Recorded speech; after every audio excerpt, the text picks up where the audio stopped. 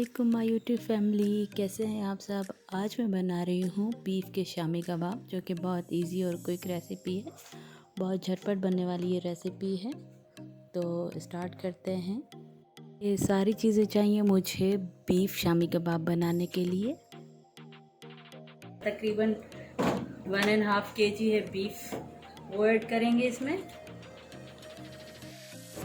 और अब हम इसमें ऐड करेंगे नमक, तकरीबन 1 टेबल स्पून, हल्दी 1/2 टी स्पून, और 1 से 1.5 टेबल स्पून सूखा धनिया, साबित धनिया, और 10 से 12 जो साबित लाल मिर्ची है वो, और उसके बाद 2 बे लीफ, और 6 से 7 जो है लौंग, और 2 अदद जो है वो बड़ी इलायची, और 8 से 10 जो है वो काली मिर्ची, और 4 से 5 जो है वो दालचीनी, और 1 टेबल स्पून ज़ीरा। ठीक है, हम ये सारी चीज़ें इसमें ऐड कर देंगे।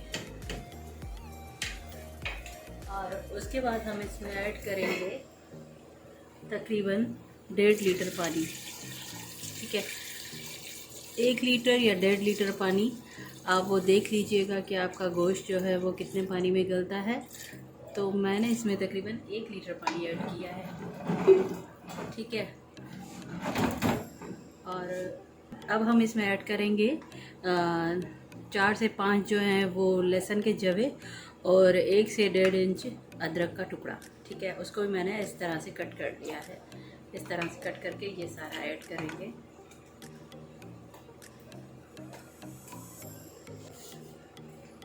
और अब हम इसको कर लेते हैं अच्छे से मिक्स। जब हमारा मीट जो है वो हाफ कुक हो जाएगा, तो फिर हम इसमें ऐड कर देंगे चने की दाल। प्रेशर कुकर की पिन जो है वो ऐसे ऊपर हो गई है, मतलब इसमें प्रेशर जमा हो गया है, और ये अब सीटी चलने लगेगी। जब ये सीटी चलेगी तो हम इसको 5 मिनट कुक करेंगे। ठीक है, हमें गोश्त जो है वो बिल्कुल हाफ कुक करना है, फुल कुक नहीं करना। चलना स्टार्ट हो गया है और सीटी घूम रही है। अब बस मैं इसको 5 मिनट के लिए पकाऊंगी। 5 मिनट गुजरने के बाद जो है वो मैंने प्रेशर कुकर को कर लिया था बंद, और इसकी पिन हो गई है नीचे। इसका मतलब है कि सारी स्टीम इसमें से निकल चुकी है। तो अब मैं इसको ओपन करती हूँ।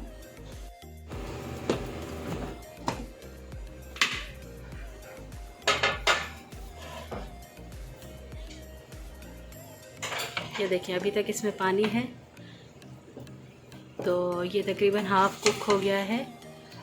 और अब हम इसमें ऐड कर देंगे दाल, चने की दाल, जो कि 3 कप है।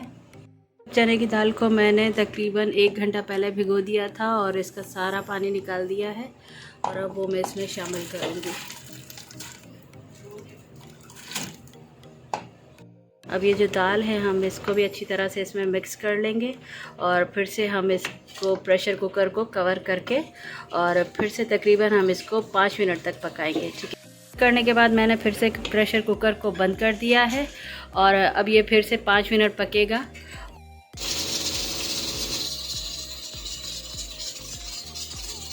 मैंने प्रेशर कुकर को कर लिया है बंद, और अब हम इसको कर लेते हैं ओपन। वाह, देखिए अब इसमें पानी भी नहीं रहा, और दाल भी अच्छे से गल गई है, और गोश्त भी हमारा तकरीबन बहुत अच्छी तरह गल गया है। अच्छा जी, हम अपने नेक्स्ट प्रोसेस की तरफ चलते हैं। ये दाल और जो गोश्त था वो अच्छे से मैंने इसको कूट लिया है लकड़ी के इमाम दस्ते में। आप चाहें तो इसको सिलबट्टे पर भी कूट सकते हैं, क्योंकि अगर आप इसको ग्राइंड करेंगे तो ऐसे ऐसे रेशा नहीं होगा। सबसे पहले मैं पहन लेती हूँ ग्लव्स, क्योंकि हाथों में मिर्ची ना लगे, इसीलिए मैं ग्लव्स पहन रही हूँ। नहीं तो मैं हाथ से काम करना पसंद करती हूँ, क्योंकि हाथ से बहुत अच्छा काम होता है। तो दोनों हाथों में ग्लव्स पहन लेते हैं। उसके बाद हम अपना काम स्टार्ट करते हैं। आपको जो चीज़ बनाने नहीं आती तो आप लोग मुझे कमेंट बॉक्स में बता सकते हैं कि आपको कौन सी चीज़ मैं बनाना सिखाऊं। अच्छा जी, तो ये जो देखें, अच्छा ऐसा अगर कबाब बनाते हुए ऐसा गरम मसाला साबित आ जाए कहीं पे भी, तो आप उसको निकाल के साइड पे कर सकते हैं।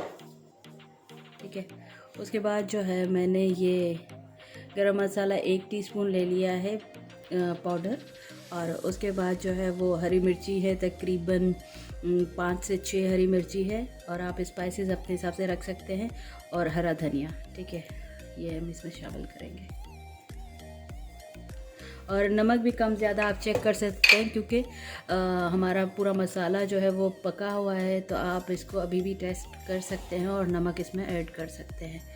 اس کے بعد جو ہے تقریباً 4 عدد یہ انڈے ہیں، اور ہم اس میں انڈے ایڈ کریں گے اور دیکھیں گے کہ ہمیں کتنی ضرورت ہے انڈے کی۔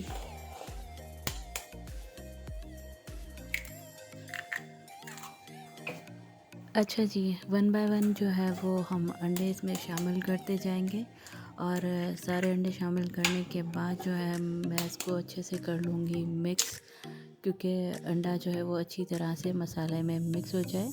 اور اس کے بعد جو ہے ہم نیکسٹ پروسیس کی طرف چلیں گے، ٹکیا بنانے کی پروسیس کی طرف، مطلب کباب بنانے کے پروسیس میں، اور ہم کباب بنائیں گے، پھر اس کے بعد ہم اس کو فرائی کریں گے۔ تو کباب بنانے کے لیے سب سے پہلے جو ہے وہ ہمیں اپنے ہاتھوں کو گریس کرنا چاہیے، کیونکہ ہمیں آئل لگا لینا چاہیے اچھی طرح سے، اگر آئل نہیں تو پانی لگا لینا چاہیے تاکہ کباب چپکے نہ آپ کے ہاتھ پہ۔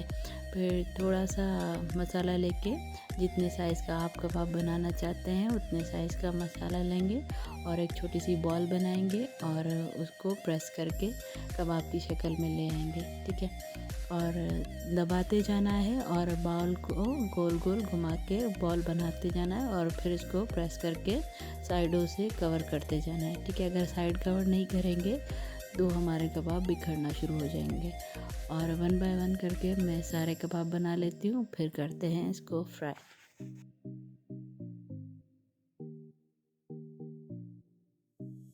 تقریباً میں نے 3 سے 4 کباب بنا لیے ہیں، اور آئل کو کر لیتے ہیں گرم، اور پھر جو ہے ہم اس کو کر لیں گے فرائی، ٹھیک ہے، ان کو گولڈن فرائی کر لیں گے۔ تو آئل ہمارا گرم ہو چکا ہے، تو ہم 1 بائی 1 کباب احتیاط سے آئل میں ڈالیں گے تاکہ ہمارے ہاتھ پہ چھینٹا نہ آئے آئل کا۔ جب کباب اچھی طرح سے ایک سائڈ سے پک جائیں تو پھر ہم ان کو پلٹائیں گے اور دوسری سائڈ سے پکائیں گے۔ کباب جو ہے وہ فرائی پین میں ڈالتے ہی آپ ان کو چمچ نہیں لگائیے گا، نہیں تو کباب ٹوٹ جائیں گے۔ 1 بائی 1 کر کے میں نے سارے کباب جو ہے وہ پلٹا دیے ہیں، اور آپ دیکھیں کتنے اچھے گولڈن براؤن ہو گئے ہیں، اور مطلب ایک سائڈ سے یہ بالکل پک گئے ہیں۔ دوسری سائڈ بھی تقریباً پک چکی ہے، اور اب میں ان کو ایک سیپریٹ پلیٹ میں نکال لوں گی، پھر ان کو میں کروں گی ڈش آؤٹ، ٹھیک ہے۔ بہت ایزی اور کوئک ریسیپی ہے، آپ لوگ ضرور ٹرائی کیجئے گا، مجھے کمنٹ باکس میں بتائیے گا کہ کیسے بنے آپ لوگوں کے کباب، اور اپنا بہت سارا خیال رکھیے گا، میرا چینل سبسکرائب کیجئے گا اور شیئر کیجئے گا، اپنی دعا میں مجھے یاد کیجئے گا، اپنا بہت سارا خیال رکھیے گا۔ اللہ حافظ۔